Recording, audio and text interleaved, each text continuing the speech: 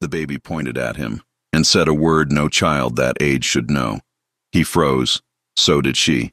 Because that word wasn't random. It revealed a secret buried for years, a secret that connected a lonely billionaire to an invisible cleaning woman in ways neither of them could imagine.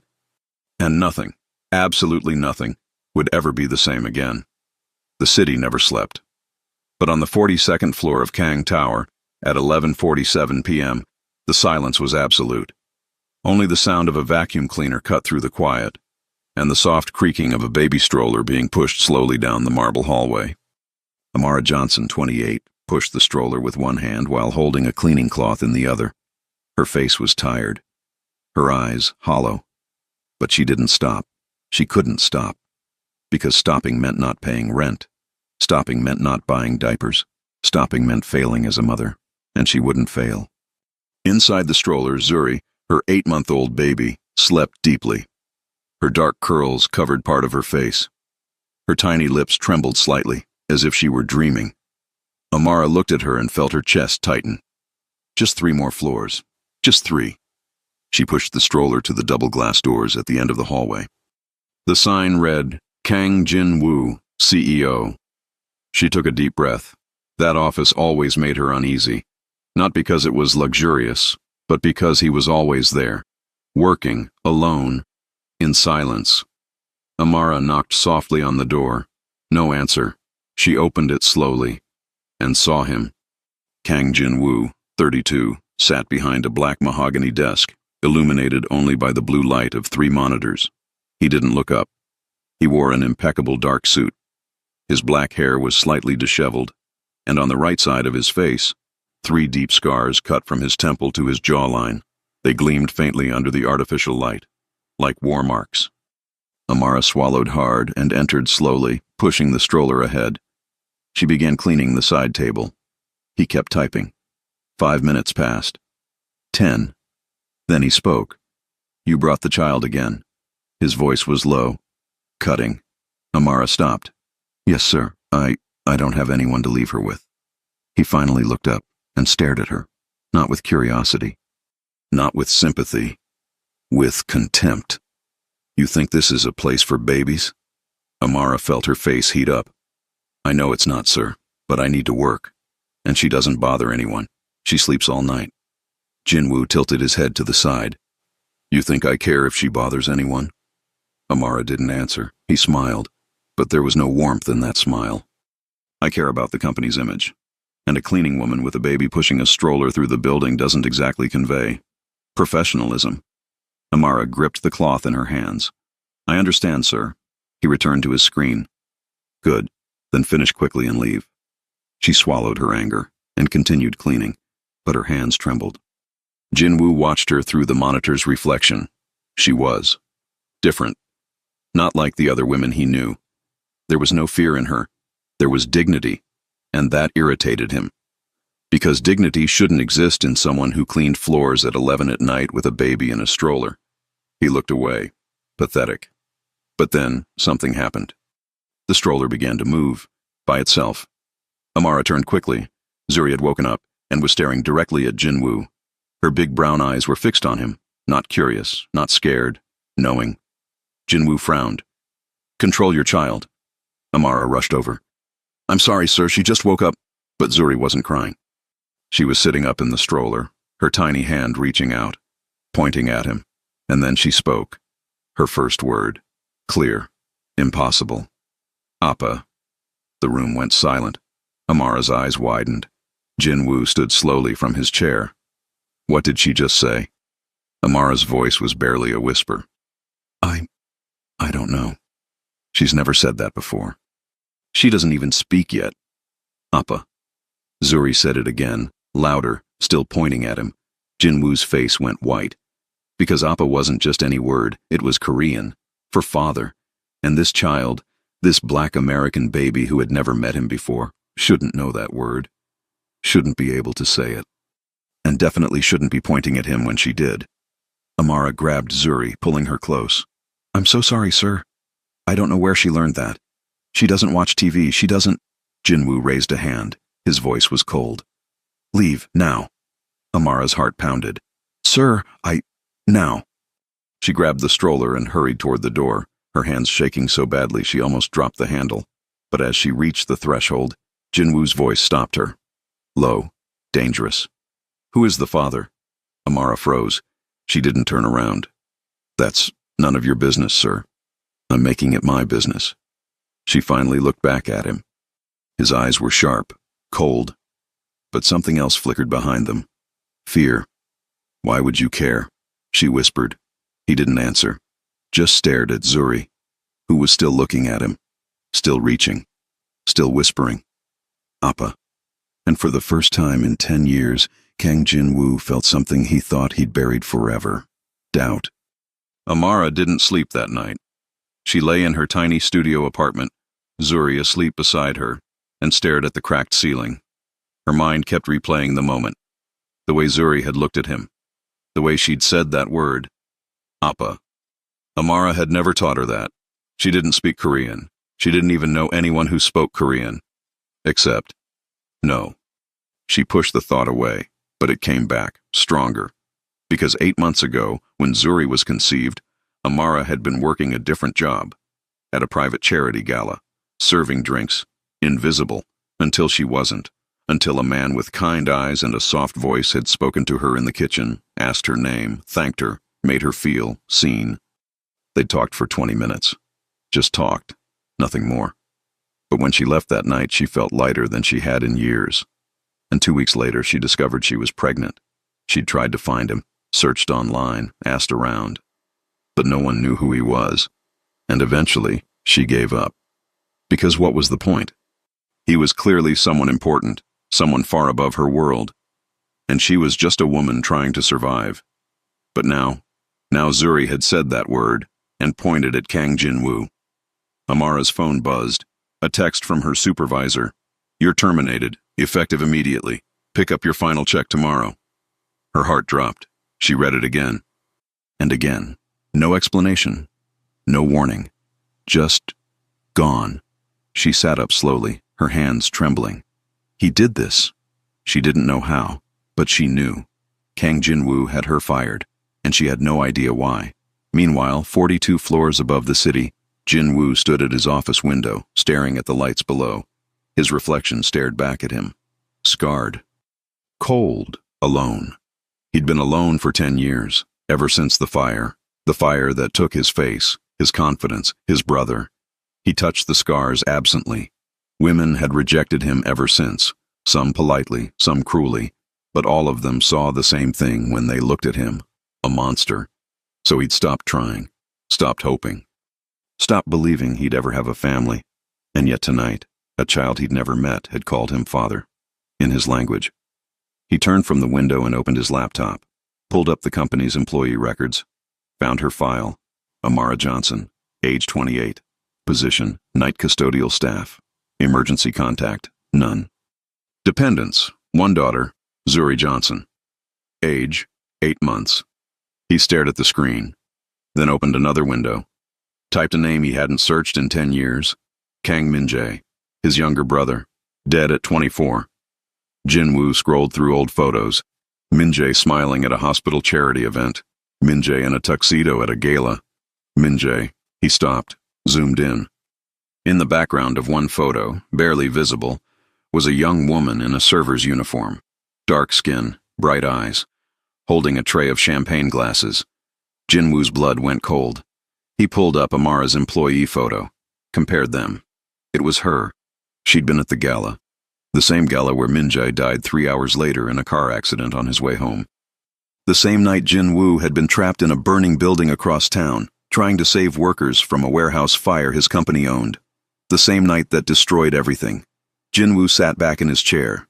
His mind raced. Min-jae had always been kind. Too kind. The type to stop and talk to staff, to learn their names, to make them feel human. And if he'd met Amara that night, if they'd talked, if something had happened. Jinwoo's hands clenched into fists. No. Impossible. Min-jae wouldn't have done that. He was responsible, careful. But he was also lonely and impulsive when he felt a connection. Jinwoo stood abruptly, grabbed his phone, dialed his head of security. I need a DNA test. Discreetly. on a child named Zuri Johnson, 8 months old. Sir? Just do it. I'll send you the details. He hung up and stared at the photo of his brother. If she's yours, if she's ours, then everything changes. Because Kang Min-jae had been the sole heir to the Kang family fortune before his death.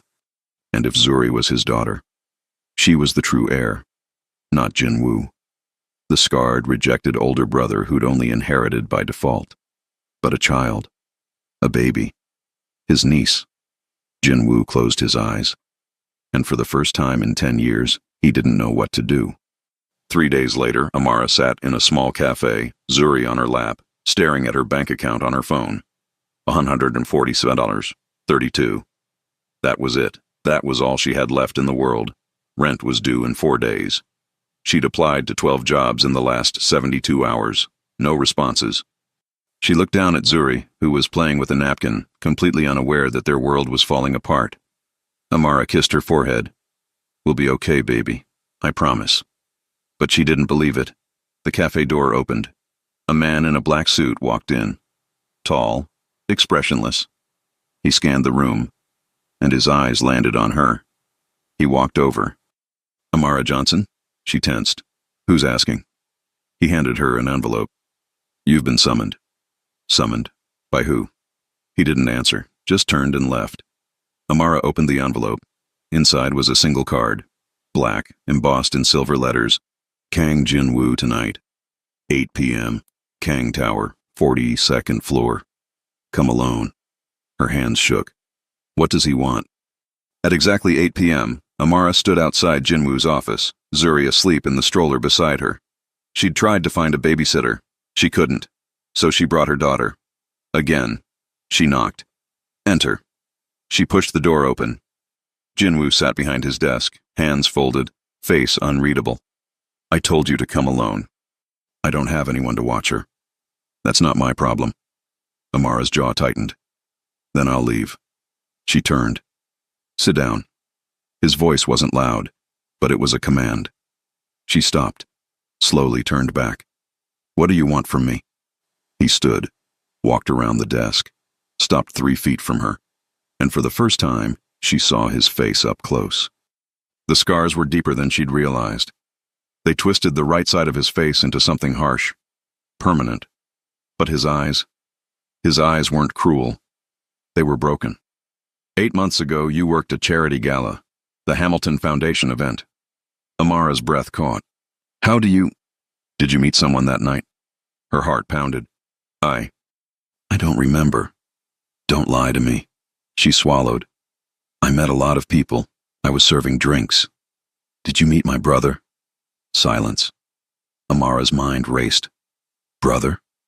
Jin-woo pulled out his phone, showed her a photo. A young man with kind eyes and a warm smile. Amara's knees went weak, because she did remember him. The man in the kitchen. The one who'd asked her name, who'd made her laugh, who'd looked at her like she was worth something. We talked, just for a few minutes. And nothing. He was kind. That's all. Jin-woo's eyes darkened. He died that night, 3 hours after the gala. Car accident. Amara's hand flew to her mouth. Oh my God. And 2 weeks later, you got pregnant. Her eyes filled with tears. I didn't know. I swear, I didn't know. I ran a DNA test. Amara froze. You what? He took a step closer. On your daughter, 3 days ago, when you weren't looking, my security took a sample from her stroller. Amara's vision blurred with rage. You had no right. I had every right. He pulled a folder from his desk, opened it, handed her a paper. She read it, and her world shattered. DNA match, 99, 7% probability. Subject, Zuri Johnson. Relation, niece. Amara looked up at him, tears streaming down her face. No, this can't be. Your daughter is my brother's child, which makes her the rightful heir to the Kang fortune. $17 billion. Amara shook her head. I don't want your money. I don't want anything from you. That's not your decision to make. He leaned against his desk, arms crossed. My brother is dead, but his daughter is alive, and she belongs to my family now. Amara stood, trembling. She belongs to me. She's my daughter. She's our blood. They stared at each other. Two worlds colliding. Power and poverty. Legacy and love. And neither of them willing to back down. Jinwoo's voice dropped. I'm not taking her from you, but I'm not letting her grow up invisible either. Then what do you want? He was silent for a long moment. Then said the words that would change everything. I want you to move in. With me, both of you. Amara's mouth fell open. You're insane. I'm practical. She needs stability, protection, education, a future. She needs her mother. Then come with her. Amara laughed bitterly. You think I'm going to live with a man who got me fired? Who invaded my privacy? Who thinks he can just buy us? I'm not buying you. I'm offering you a choice. Stay in poverty and watch her suffer, or accept my help and give her the life my brother would have wanted her to have. Amara wiped her tears. And what do you get out of this? Jinwoo looked at Zuri. Still sleeping. Still innocent. Still his brother's only legacy. I get to keep a promise. What promise? That I'll protect what's left of my family. Amara stared at him and saw something she didn't expect. Not cruelty, not greed. Guilt. He blamed himself for his brother's death, for being the one who survived, and now he was trying to fix it the only way he knew how. Amara looked down at Zuri, at her daughter, her everything, and made the hardest decision of her life. 1 month, that's all I'll give you. 1 month to prove you're not just another rich man trying to control people. Jinwoo nodded. 1 month. She picked up Zuri, held her close, and walked toward the door. But before she left, she turned back. And if you ever touch my daughter without my permission again, I don't care how powerful you are. I will destroy you. Jinwoo almost smiled. Almost. Noted. The door closed behind her, and for the first time in 10 years, Kang Jinwoo felt something stir in his chest. Not hope, not yet, but possibility. The penthouse was silent. Too silent.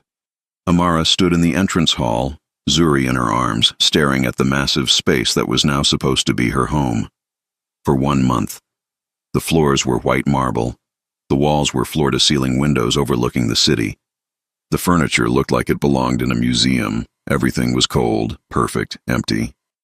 Jinwoo stood near the window, hands in his pockets, watching her reaction. The east wing is yours. 3 bedrooms. Private bathroom. Nursery is already set up. Amara turned to him. You set up a nursery? In 3 days? I'm efficient. You're controlling. He didn't deny it. A woman in her 50s appeared from a side hallway. She wore a simple gray dress and had kind eyes. This is Mrs. Chin. She manages the household. If you need anything, ask her. Mrs. Chin bowed slightly. Welcome, Miss Johnson. I've prepared dinner. It's waiting in the dining room whenever you're ready. Amara forced a smile. Thank you. Mrs. Chin disappeared as quietly as she'd come. Jinwoo gestured toward the east wing. You should rest. It's been a long day. Amara didn't move. Why are you really doing this? He finally looked at her. I told you, she's family. No, there's more. You don't strike me as the sentimental type. Jinwoo's jaw tightened. You don't know me. And you don't know us. Yet, you're letting us into your home. Why? He was silent for a long moment. Then he said something she didn't expect. Because I failed him once. I won't fail him again. Amara's expression softened. What happened to him wasn't your fault. Jinwoo's eyes went dark. You don't know what happened. Then tell me. No. He turned and walked toward his office. Good night, Miss Johnson. The door closed behind him. Amara stood alone in the massive penthouse holding her daughter, feeling smaller than she ever had in her tiny studio apartment. Because at least there, she'd been free. Here she was a guest, a charity case, a reminder of someone else's tragedy. She looked down at Zuri, who was awake now, looking around with wide, curious eyes. We'll survive this, baby, just like we always do. The first week was unbearable. Jinwoo barely spoke to her. He left for work before she woke up and came home after she went to bed. When they did cross paths, he was polite, distant, cold, like she was a stranger living in his house, which technically she was. But Zuri was different. Every time Jinwoo walked past the nursery, she'd stop what she was doing and stare at him. Reach for him. Call for him. Appa. It unnerved him. Amara could see it in the way his shoulders tensed every time he heard it. The way he avoided looking at Zuri directly. The way he kept his distance. One evening, Amara found him standing outside the nursery door. Just standing there, staring inside. Zuri was playing on the floor with soft blocks, babbling to herself.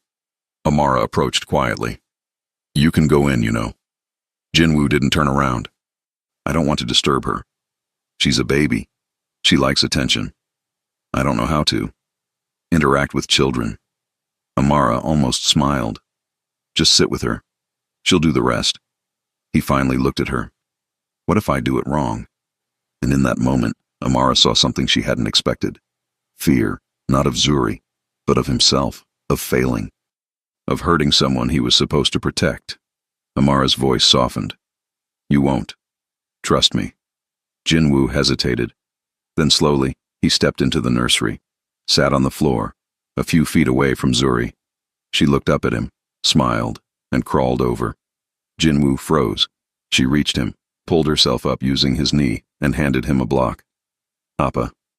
Jinwoo stared at the block in his hand, then at Zuri, who was looking at him like he was the most important person in the world. He swallowed hard. "Thank you." Zuri giggled, and for the first time since his brother died, Kang Jinwoo felt something crack inside his chest, something he'd sealed away, something that hurt, but also felt right. 2 weeks in, things began to shift. Jinwoo started coming home earlier. Not much, but enough. Enough to see Zuri before bedtime. Enough to sit with her for 10 minutes while Amara made dinner. Enough to let her fall asleep on his chest while he read reports on his tablet. Amara watched from the doorway one night, her heart doing something complicated, because the man holding her daughter so carefully, so protectively, was the same man who'd mocked her in his office, who'd had her fired, who'd invaded her privacy, but he was also the man who'd set up a nursery in 3 days, who'd made sure Zuri had everything she needed, who looked at her daughter like she was made of glass. And it confused her, because she didn't want to see him as anything other than the cold billionaire who'd forced her into this arrangement. But he was making it hard. One evening, as Jinwoo carefully placed Zuri in her crib, Amara spoke.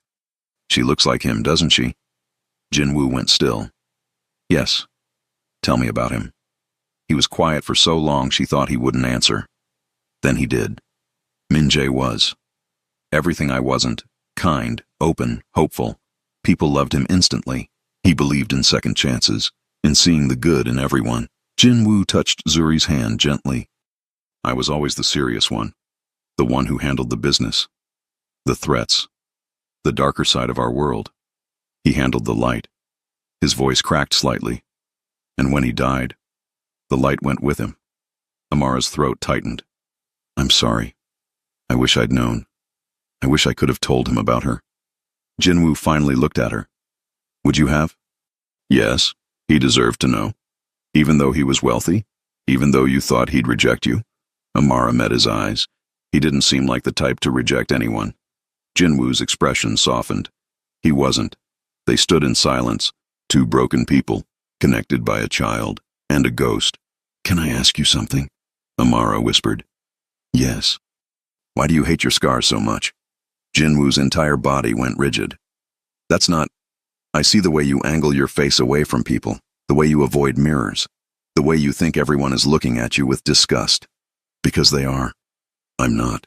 He looked at her sharply. "You should be." "Why?" "Because I'm a monster." Amara stepped closer. "You're not a monster. You're a man who got hurt. There's a difference." Jinwoo's jaw clenched. "You don't understand." "Then help me understand." He turned away. "The fire that gave me these scars? It was at one of my warehouses, a place I owned. I cut corners on safety to save money. And because of that, 3 people nearly died." Amara's breath caught. "I went in to get them out. I saved 2. But the 3rd, I couldn't reach him in time. He died in front of me. And while I was trapped in that building, my brother was driving home from the gala, distracted, upset because I wasn't answering his calls." Jinwoo's voice broke. "He crashed, died instantly, and I lived, scarred, hated, alone, exactly what I deserved." Amara's eyes filled with tears. Jinwoo, don't pity me. I'm not pitying you. I'm seeing you. He looked at her, really looked at her, and for the first time he didn't see a cleaning woman. He saw a woman who'd survived things he couldn't imagine, who'd raised a child alone, who'd kept her dignity when the world tried to strip it away, who looked at him like he was human. You're stronger than you think, he said quietly. Amara smiled sadly. So are you. The air between them shifted. Something unspoken. Something neither of them was ready to name. Jinwoo stepped back. Good night, Amara. It was the first time he'd used her first name. Good night, Jinwoo. He left, and Amara stood in the nursery, her heart racing. Because something had just changed, and she wasn't sure if that was dangerous or inevitable. 3 weeks into the arrangement, everything fell apart. It started with a phone call. Jinwoo was in a board meeting when his head of security entered, face grim. Sir, we have a situation. Jinwoo excused himself and stepped into the hallway. What is it? Someone's asking questions about the girl, about Miss Johnson, about your brother. Jinwoo's blood went cold. Who? We're still identifying them. But they know about the DNA test. They know she's Min-jae's daughter. Jinwoo's mind raced. How? We're investigating. But sir, if this gets out, the board will move to claim custody of the child, for the inheritance, for control of the company. Jinwoo's fists clenched. They won't touch her. Sir, with all due respect, they have legal grounds. She's the biological heir. You're only the acting CEO because Min-jae had no children. If they prove she exists, then I'll make sure they can't prove it. How? Jinwoo's jaw set. I'll marry her mother. Silence. The security chief blinked. Sir, if I marry Amara, I become Zuri's legal stepfather. The board can't touch her without going through me, and I'll make damn sure they never get close. That's extreme. It's necessary. Jinwoo turned. Arrange a meeting with my lawyers, immediately. When Jinwoo returned to the penthouse that evening, Amara was on the floor playing with Zuri. She looked up, smiling. Hey, you're home early. She stopped, because his face was ashen. What's wrong? Jinwoo set his briefcase down slowly. We need to talk. Amara's stomach dropped. Okay. He sat across from her, looked her directly in the eyes.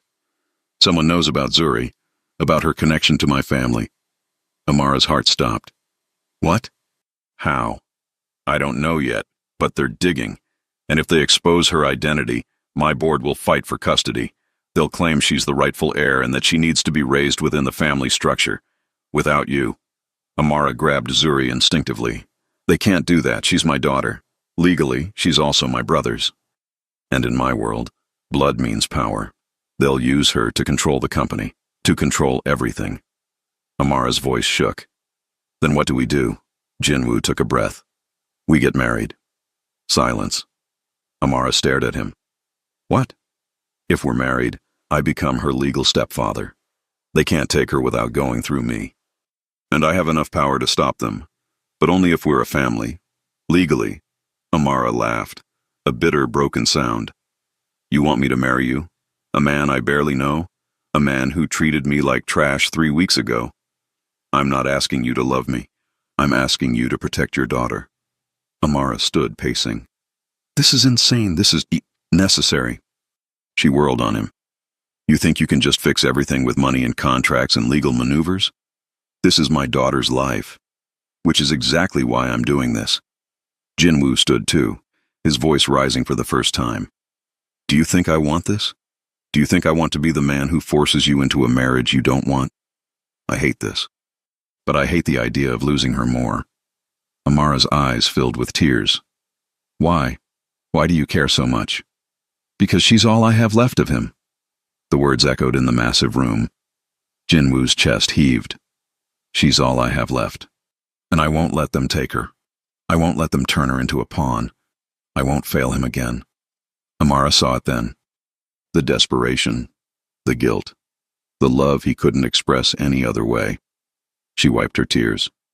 If I do this, if I agree to this, I need your word, your absolute word, that you will never try to take her from me, that you will never use this marriage to control me, That you will let me raise her my way. Jinwoo met her eyes. You have it. And when this is over, when she's safe and the threat is gone, we end it. Quietly. Amicably.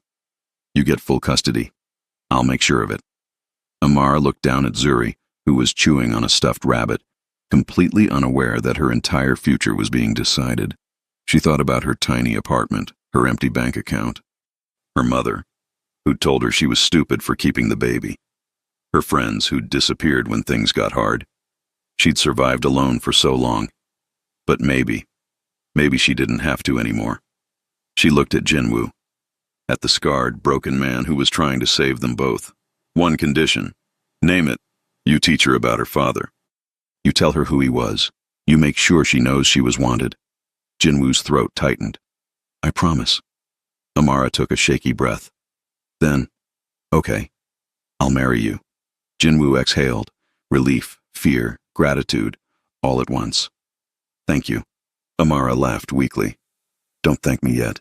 You have no idea what you're getting into. Jinwoo almost smiled. Neither do you. The wedding was small, private, almost cold. Just them, 2 lawyers, and a judge.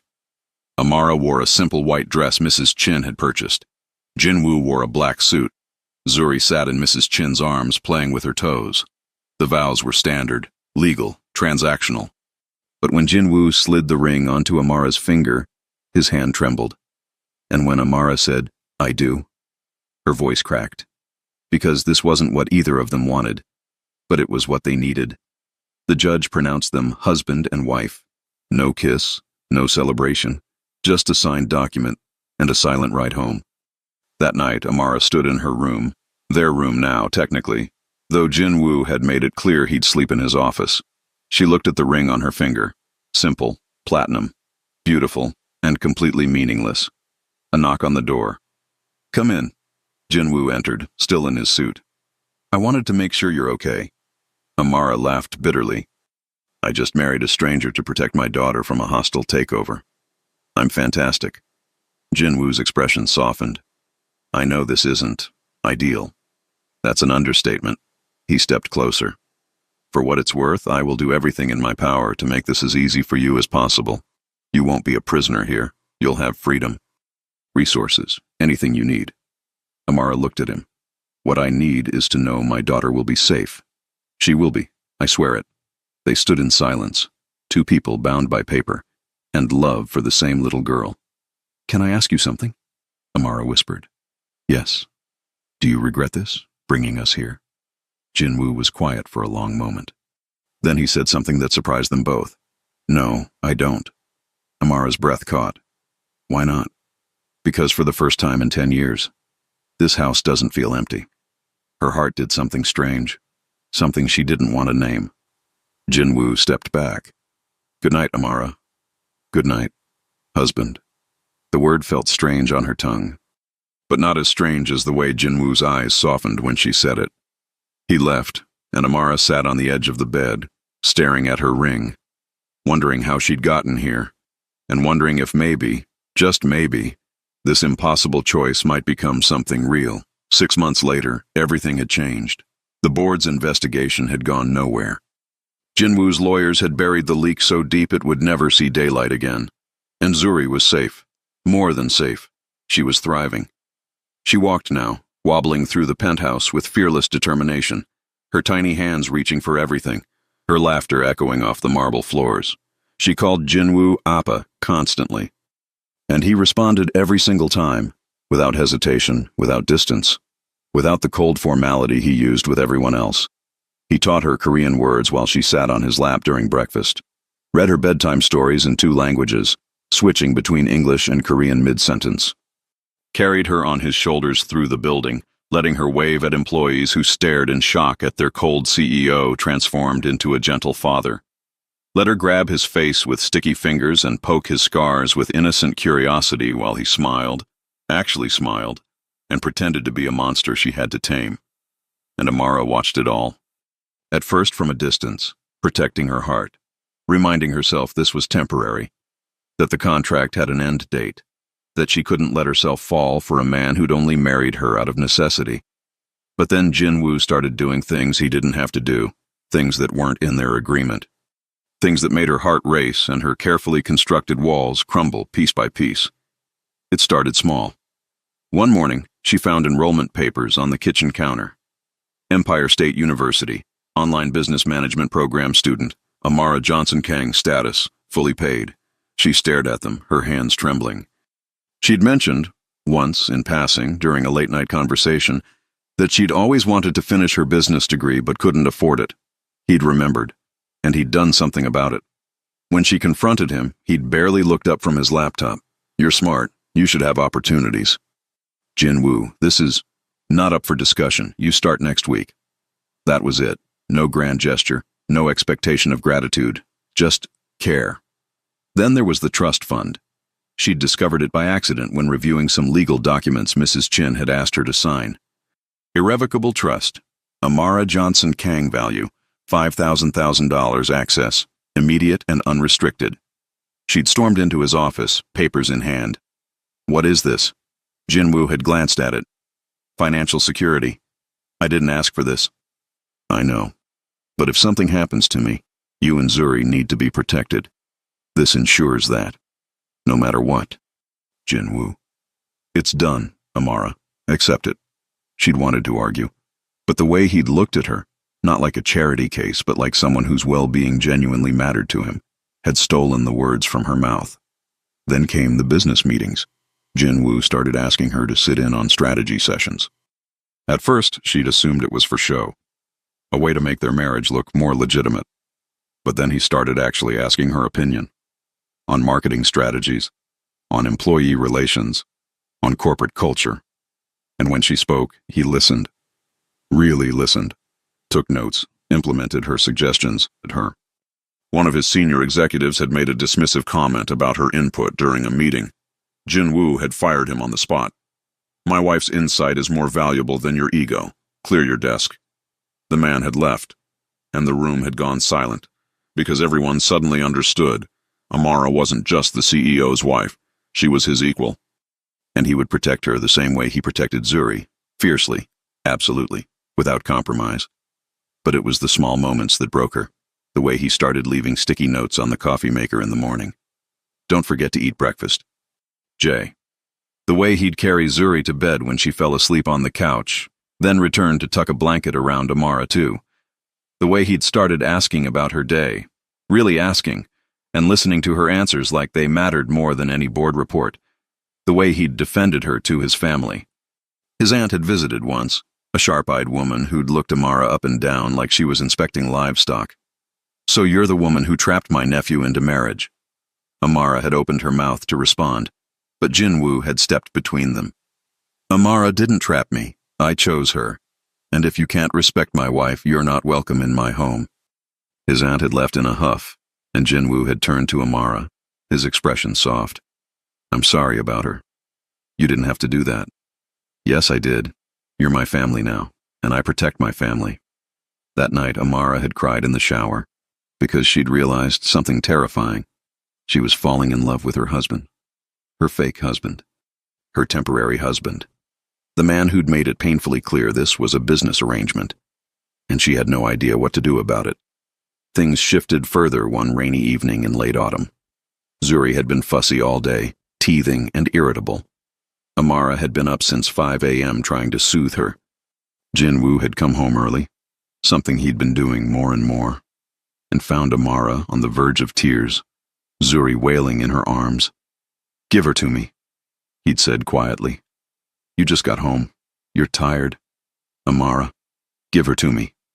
She'd handed Zuri over, and watched in exhausted amazement as Jinwoo walked through the penthouse, bouncing Zuri gently, singing a soft Korean lullaby his mother had sung to him as a child. Zuri's cries had slowly subsided, her eyes had drooped, and within 20 minutes, she was asleep on his chest. Jinwoo had looked at Amara. "Go take a bath. Rest. I've got her." "Jinwoo, you have work."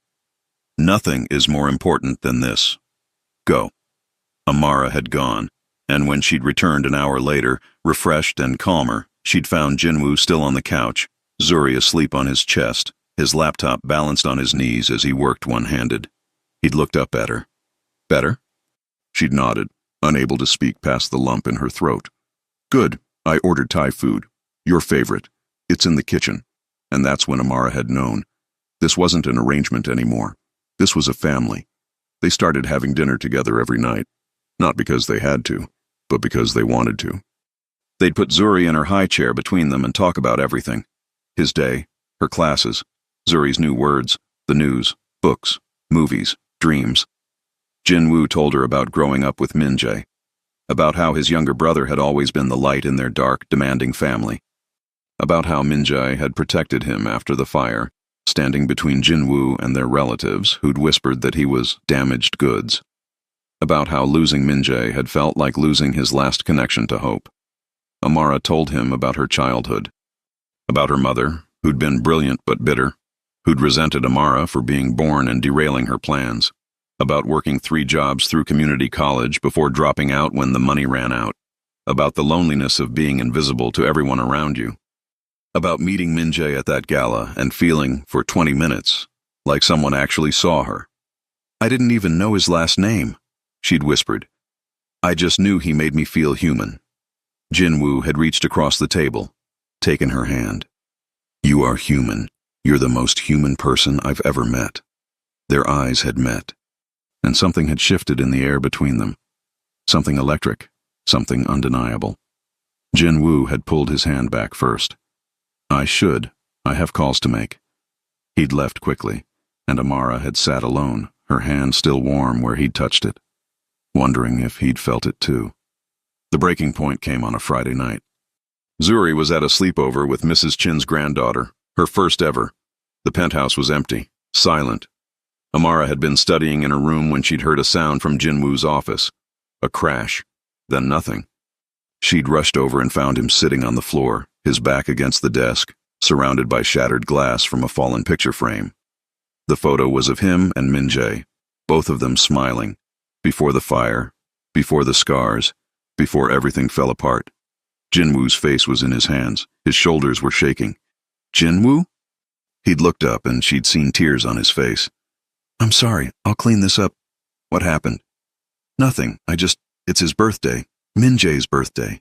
He would have been 34 today. Amara's heart had cracked. Oh, Jinwoo. I keep thinking, if I'd answered his calls that night, if I'd left the warehouse 5 minutes earlier, if I'd been there to drive him home from the gala, he'd still be alive. He'd have known about Zuri. He'd have been an amazing father. His voice had broken completely. He'd have deserved the life I have now, and I hate that I have it instead of him. Amara had knelt beside him. Jinwoo, listen to me. What happened to Min-jae wasn't your fault. I should have saved him. You can't save everyone. I should have saved him. Amara had cupped his face, forcing him to look at her. You're saving his daughter. Every single day, you're giving her the life he would have wanted her to have. You're honoring him in every way that matters. It's not enough. It's everything. They'd stared at each other. And then Jinwoo had done something he'd never done before. He'd leaned forward and rested his forehead against hers. I'm so tired of being alone, he'd whispered. You're not alone. I've been alone for 10 years. Not anymore. His hands had come up to cover hers. Amara. I'm here. I'm right here. You shouldn't be. I don't deserve... Stop. Stop deciding what you deserve. You're a good man, Jinwoo. You're a good father. You're a good husband. I'm not a real husband. The words had hung between them. Amara's heart had been pounding. What if you were? Jinwoo had pulled back slightly, his eyes searching hers. What? What if? What if we stopped pretending this is temporary? What if we made it real? Amara, you don't have to. I'm not saying this because I have to. I'm saying it because I want to. Jinwoo's breath had caught. You want this? Yes. Why? And Amara had finally said the words she'd been holding back for months. Because I love you. Silence. Jinwoo had stared at her like she'd spoken a language he didn't understand. You. What? I love you. I love the way you've become a father to Zuri. I love the way you've protected us.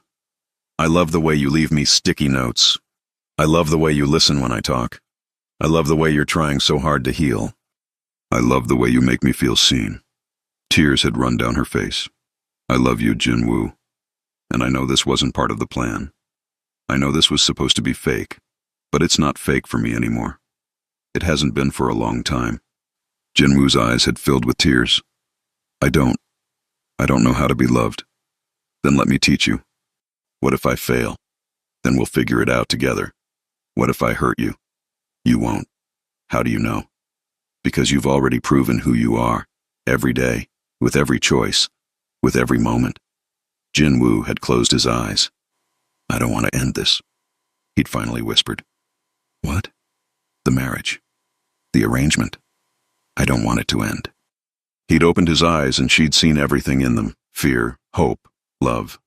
I've spent 10 years alone, convinced I'd never have a family, never have someone look at me the way you do. Like I'm not a monster, like I'm just a man. His voice had broken, and I know I don't deserve you. I know I did terrible things when we first met. I mocked you. I had you fired. I invaded your privacy. I forced you into this arrangement. But you've given me something I thought I'd lost forever. What? Hope. Amara's hands had tightened on his. Jinwoo, you don't have to say anything. I just needed you to know. If you want to leave when Zuri is older, I'll honor our agreement. I'll give you full custody. I'll make sure you're taken care of.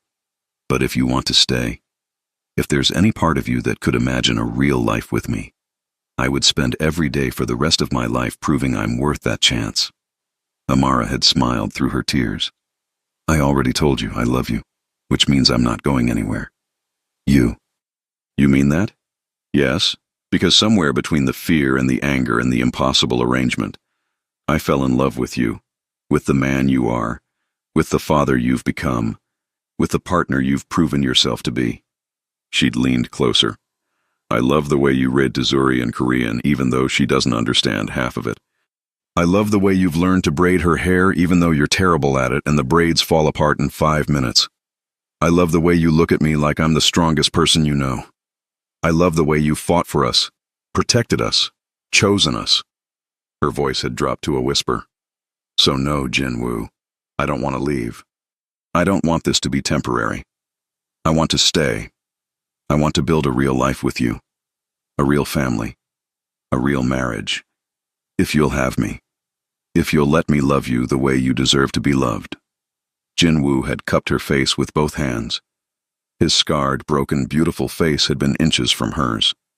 I'll have you, he'd whispered, for as long as you'll let me, for as long as you'll stay, for the rest of my life if you'll give me that gift.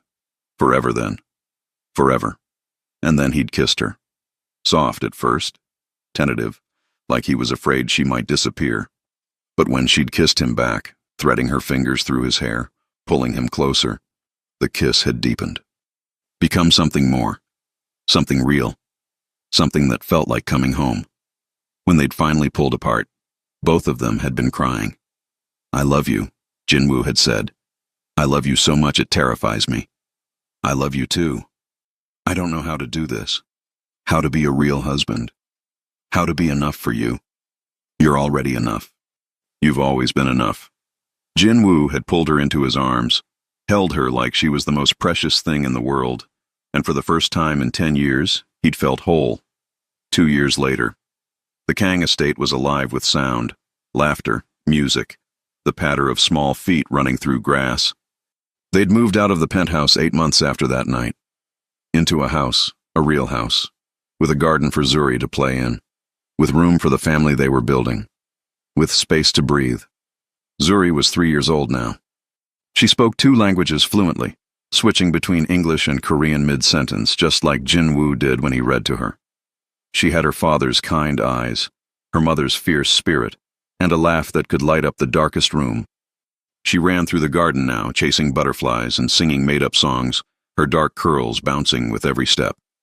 Jinwoo watched from the porch, Amara beside him, her hand in his, her head resting on his shoulder. She was 6 months pregnant, a boy this time. They were going to name him Min-jae. So Jinwoo's brother would live on, in memory, in love, in the family he'd unknowingly helped create. She's perfect, Jinwoo murmured. She is, Amara agreed. Thank you. Amara looked at him. For what? For giving me a family, for giving me a reason to wake up every morning, for giving me hope, for giving me you. Amara squeezed his hand. Thank you for finding us, for fighting for us, for loving us when we needed it most, for becoming the man I always knew you could be. Jinwoo kissed her forehead, then her temple, then her lips, soft and sweet and full of promise. Always, he whispered against her mouth, for the rest of my life. Always. Zuri ran up to them, out of breath and laughing, her cheeks flushed. Appa! Mama! Come play! Jinwoo scooped her up, scars and all, spinning her in the air the way she loved. She squealed with delight, her hands reaching for the sky. Higher, Appa! Higher! Jinwoo laughed, a real laugh, full and unguarded, and spun her again. And Amara watched them, one hand resting on her growing belly, her heart so full it hurt. Because this right here, was everything. Not the money, not the mansion, not the empire, but the love, the family they'd built from impossible circumstances, the healing they'd found in each other, the redemption they'd both needed, the hope they'd given each other when hope seemed impossible, the future they were creating together, one day at a time, one moment at a time, one choice at a time. Later that evening, after Zuri was asleep, Jinwoo and Amara sat on their bedroom balcony, looking at the stars. Do you ever think about how we started? Amara asked quietly. Every day. Do you regret any of it? Jinwoo turned to her. Not a single second. Because every moment, even the hard ones, even the painful ones, led us here.